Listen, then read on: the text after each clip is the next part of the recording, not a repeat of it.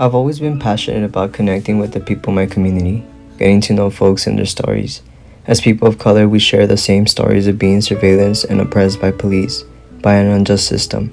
The nearest police station to me is only 2 blocks away, so there's never a day that I don't see a cop car patrolling the streets. In my community, we face obstacles like inadequate education, food deserts,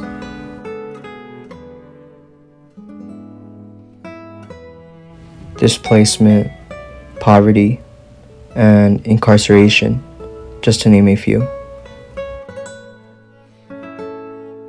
Before I share the work and continuous learning I have done at Youth Justice Coalition, also known as YJC, I want to give a huge shout out to the person who listened and believed in me when I was just a teenager, trying to bring awareness to the injustices occurring in my community. Side note, this is also what YJC is about, listening and valuing the voices of youth of color. My high school art teacher, Mr. Garcia, was my mentor all throughout my high school year. The following interview will be a brief description of who he is and what he has done for hundreds of youth, including myself. Right now we are at South Park. It's a local community park in South Central Los Angeles, and it's on 51st and Avalon. I grew up in this community about 3-4 blocks from here on 45th and Avalon, so I would walk here sometimes. I worked here for 3 years at Maya Angelou Community High School from 2011 to 2013 as a high school art teacher, but I've been working for about 12 years for the district at my alma mater, Thomas Jefferson High School, and so I've been teaching overall 9 years at Jefferson, and overall for the district I've taught for 12 years.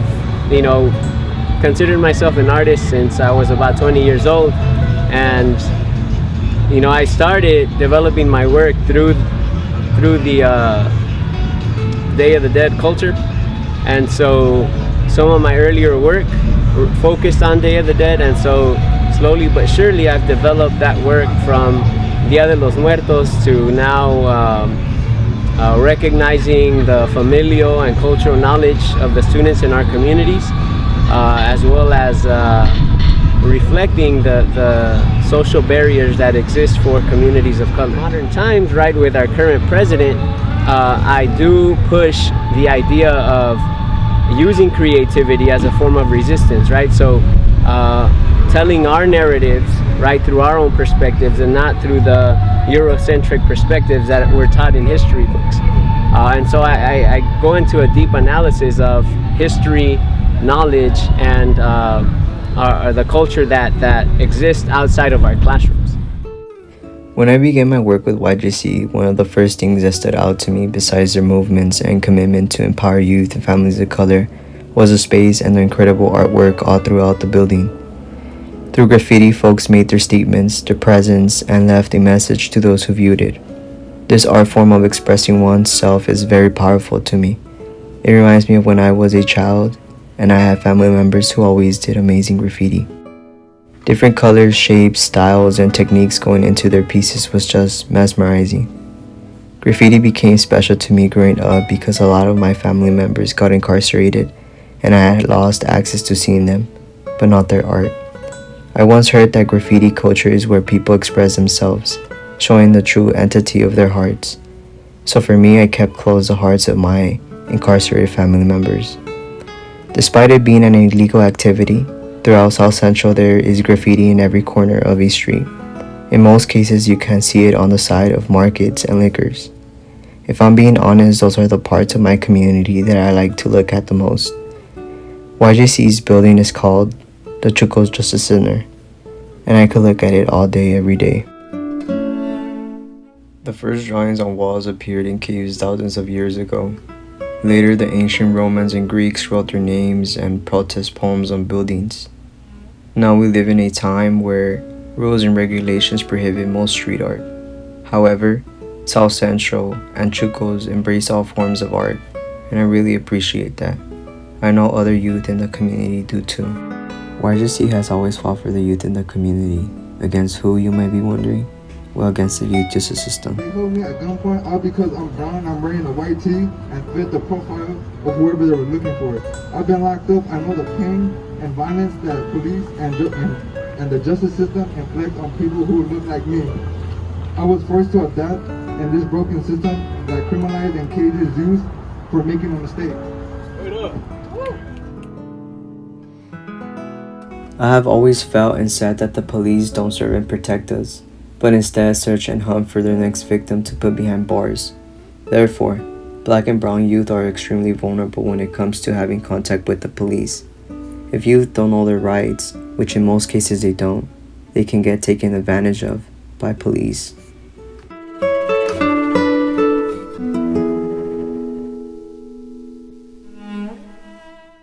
A public place with police nearby doesn't even feel safe, but on the contrary, and I know a lot of youth who have mentioned that. I've also had my personal experiences in high school. Prior to YJC, a safe space of mine was a nearby park called Ross Snyder. Every day after high school, my friends and I would spend hours hanging out in the park. 3 times out of 5, we would get stopped by police officers patrolling the streets. They were illegal stops and frisks, which at the time I didn't know. After graduating from high school, I saw that the number of youth hanging out at the park after school hours had increased by a lot. So did police activity. I started to witness police officers taking advantage of youth at the park, continuing to make constant stops and frisks. I then began to do cop watch every single day from 6 p.m. to 10 p.m. once all the park lights were turned off and youth went home.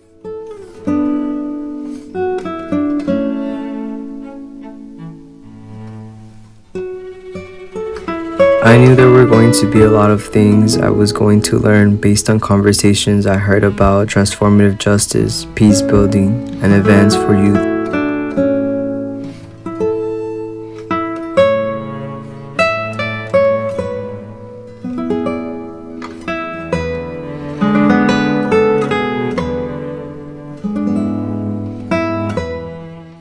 Everything I've learned within YJC, I've been able to pass down to youth who haven't been able to join youth spaces.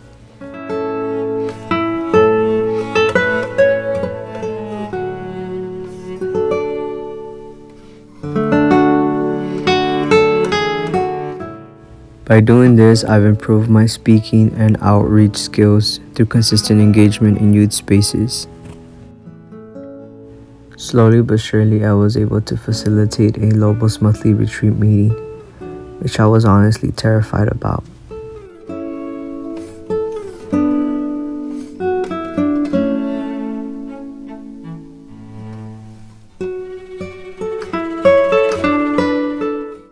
Folks in the space showed me patience when adjusting to new spaces.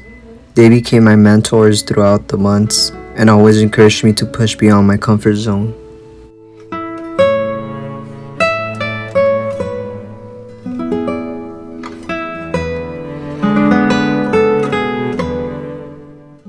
I appreciate everyone from YJC. Shout out to the Lobo Squad. Shout out to my POP members, Emilio, Tauhida, and Gloria, my supervisor, who I had the honors to graduate alongside.